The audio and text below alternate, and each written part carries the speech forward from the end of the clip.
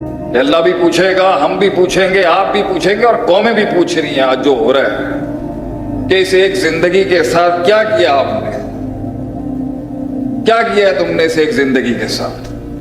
اس جسم, اس وجود, تھوڑا ایک کو بڑھا دو بھیا, بیلنس کرنے میں ٹائم لگے گا تھوڑا. اس جسم, اس وجود, اس حسن کے ساتھ کیا کیا آپ نے. نبی اکرم صلی اللہ علیہ وسلم کا فرمان ہے, کلکم راعٍ وکلکم مسئول عن رعیتہ. Every man is a leader. He is like the shepherd to that herd.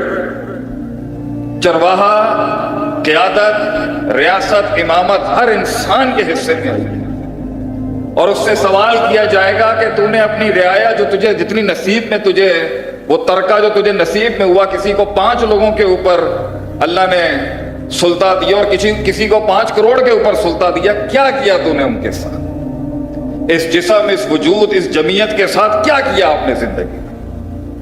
تو اگر سب برباد کر کے, سب تجربات کر کے, اپنی من چاہی بد تہذیب, بے استادی, بے سندی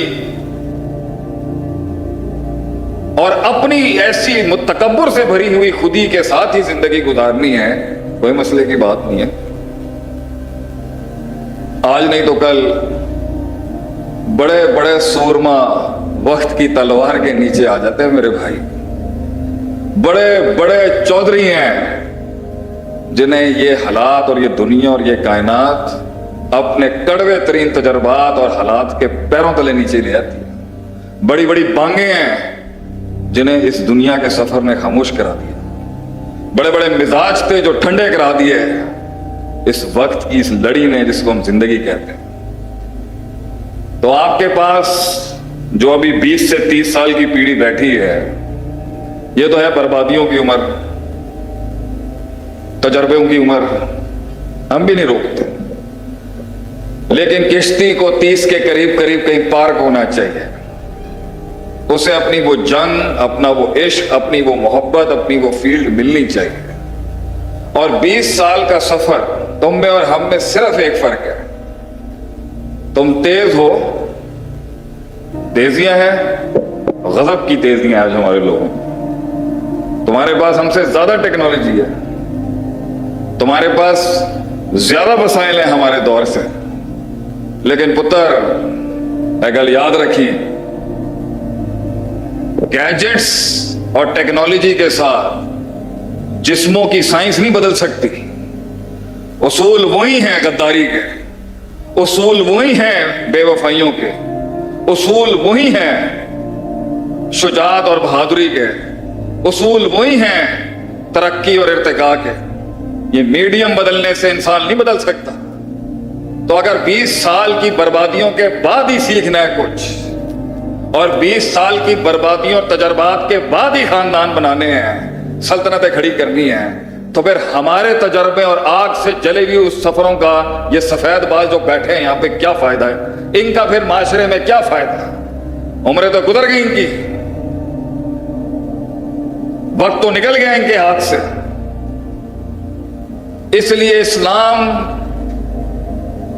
اور دین الہی کے اندر حسن کی تعریف ہی دنیا پرستی کی تعریف سے بہت مختلف ہے. اسلام حسن کی تعریف ہی 40 سال کے بعد کرتا ہے.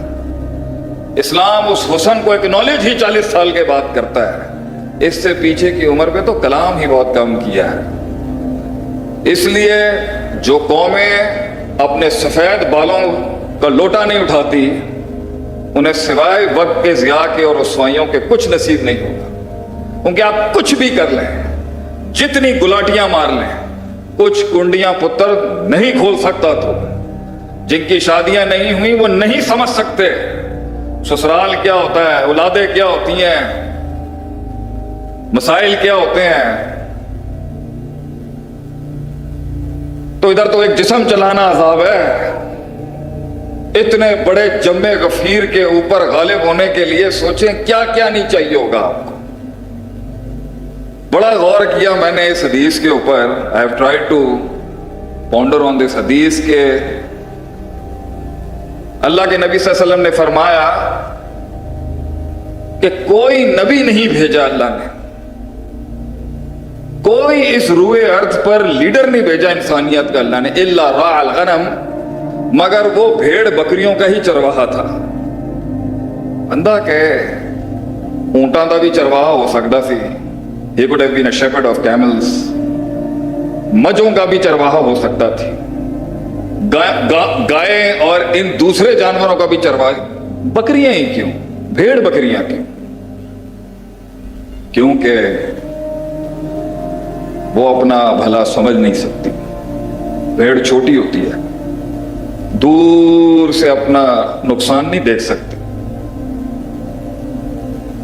جلد باز ہوتی ہے.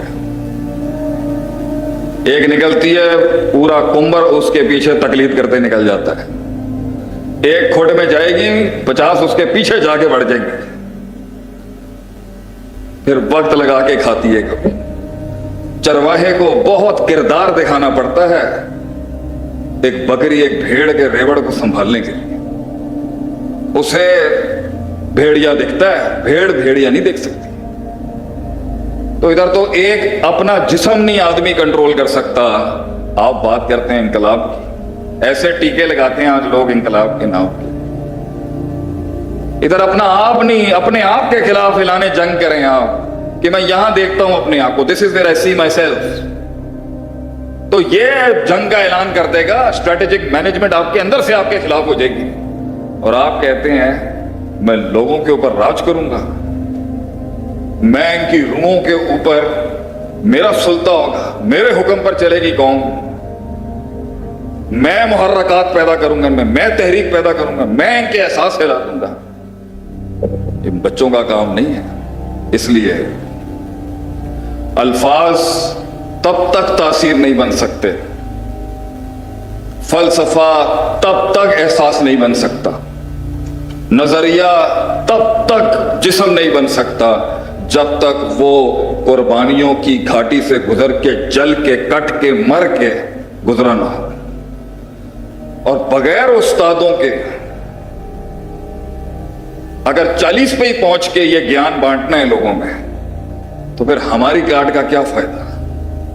ہماری غلطیوں اور بربادیوں سے کیا سکھایا پھر ہم نے؟ تو فیل ہو گئے ہم کہ اگر ہمارا بچہ یہ کہتا ہے آج کہ میں تاڑی گل نہیں سنوں گا, میں بھی اتھے ہی جا کے بربادی کر کے پھر آ کے میں تفکر کر کے بڑا علم و دانش دے باب قائم کروں گا, کی فائدہ پھر ساڈے علم کا؟ اس دروازے کے بعد 40-50 منٹ کے بعد میں نے بھی چلے جانا ہے, اور آپ کی بھی زندگیاں چلی جائیں گی, کوئی فرق نہیں ہے. 40-50 منٹ گرم کرنا ہے تو ہم کر دیں گے آپ کو انشاءاللہ. یہ بتائیں نا, آسک یورسیلف